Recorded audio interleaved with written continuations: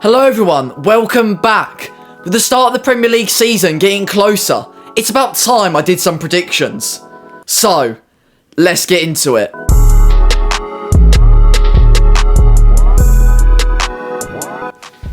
'20th, Southampton.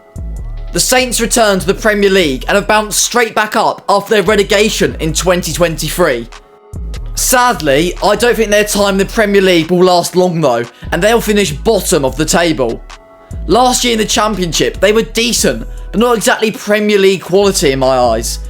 They beat Leeds United in the playoff final, however I think Leeds were a better side and more deserving of promotion. However, in fairness to Southampton, the fact is they did win, and they actually beat Leeds not once, not twice, but 3 times last season, including at Ellen Road. But this Southampton side will not be strong enough in my opinion, and they will finish dead last. 19th, Leicester City.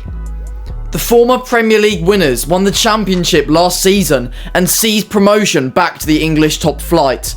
However, the Foxes are in a lot of trouble with a lot of rumours of potential points deductions being handed out. I'm recording this in early August, and at the time, nothing has been confirmed. However, many reports are saying Leicester are expecting a huge deduction, and I'm going to predict that that will happen and cause Leicester to be relegated.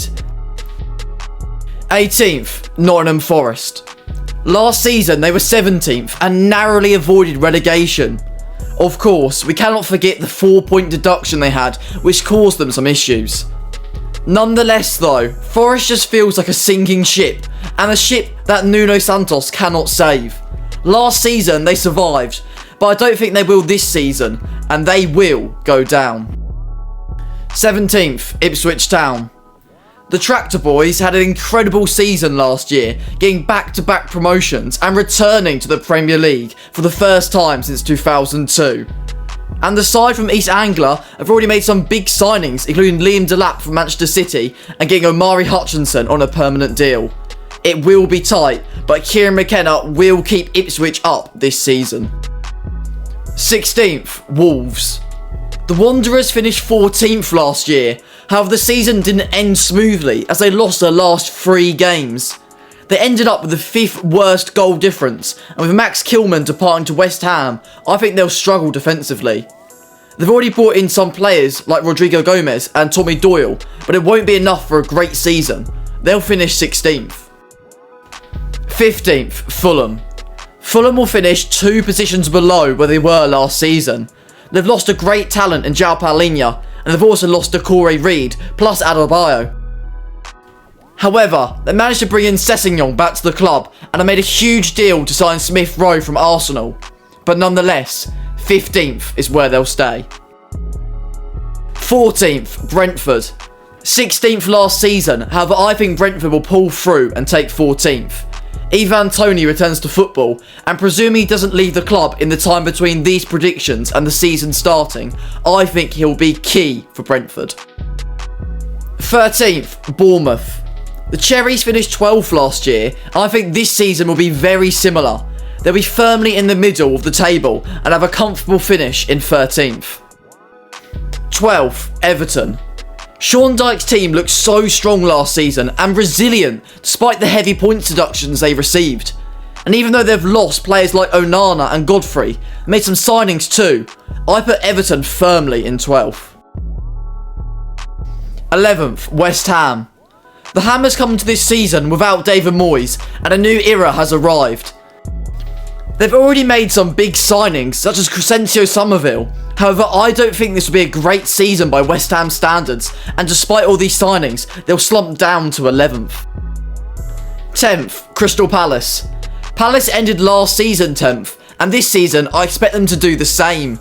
Of course, they'll be without Michael Olise after he left to join Bayern. However, I still think this is an extremely strong Palace team, and with Oliver Glasner in charge, 10th place is very much possible. 9th, Brighton. Brighton ended last season 11th, but have now lost manager De Zerbi. However, a young German named Fabian Hürzeler takes over the Seagulls, and I think he'll be incredible. Last season, he coached St. Pauli to become Bundesliga 2 champions and achieve promotion to the top flight of German football. He'll be great for Brighton. With some great young signings already been made, I think they'll shock many and finish all the way up in 9th. 8th, Newcastle United. Eddie Howe's men finished 7th last year, however, will drop a little this year. I think they'll be about just as good as they were last season. However, some other teams improving have knocked them down in my expectations, meaning they will finish 8th. 7th, Chelsea. Chelsea had an incredible end to last season to take 6th in the table. They are a very young team with so much potential. However, Enzo, not as in Enzo Fernandez, but as in the new manager, Enzo Mascara, is a huge concern for me. No Premier League experience, just doesn't seem to be ready for such a big position. Nonetheless, the Blues will end 7th. 6th, Tottenham. Spurs will end 6th this year. This Tottenham side does look strong, especially after summer signings such as Archie Gray and of course James Maddison returning to fitness after injuries last season. However, I don't think they'll finish higher, not because they aren't a strong team, but because there are stronger teams than them in this league. 5th, Aston Villa. Villa were incredible last season and managed to qualify for Champions League football. Only 5 years ago, they finished 5th in the Championship and promoted via the playoffs. They've gone from facing teams like Derby County, QPR and Rotherham to now battling Real Madrid, Bayern Munich and other European giants. However, I feel like the Champions League is going to make them struggle a little bit, as this Villa side is going to have a lot more difficult fixtures and a lot less recovery time between. But their manager, Unai Emery, has plenty of experience in situations like this. Of course, in 2022, he led Villarreal to the Champions League semi-final, knocking out both Bayern Munich and Juventus. They've of course lost both Douglas Luiz and Moussa Diaby, however brought in Onana and Ian Maatsen, a strong 5th for Villa. 4th, Manchester United. Despite an 8th place finish last season, I think Manchester United will rise up the table to 4th. With Sir Jim Ratcliffe now involved at the club, I believe he will be a huge benefit for Manchester United and the club will be revived thanks to him. It's a bold prediction, however I think the Red Devils will have a superb season. 3rd, Liverpool. Liverpool have of course lost Jurgen Klopp, the man who transformed the club into the incredible team they've been for so long. Dutchman Arne Slot has taken over, however no one really knows how Liverpool will be with the former Feyenoord manager in charge.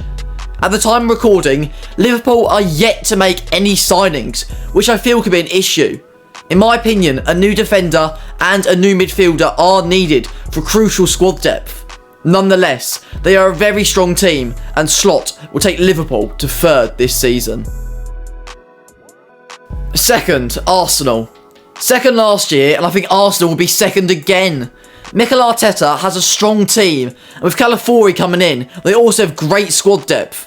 The London side will be a tough team to beat, however they will finish 2nd this season. 1st, Manchester City. And I predict Manchester City will win the Premier League once again. I just don't know how you can stop Pep Guardiola's team. They're so strong with such incredible squad depth. I don't see how they can be stopped. The whole team is elite, and I don't think anyone can prevent them from being Premier League champions once again. Anyway, thank you for watching, and I hope you enjoyed. And if you did, please consider subscribing, as these videos take ages for me to make, and if you just simply click that button, it'd make it all worth it. Anyway though, I hope you enjoyed, and I'll see you next time.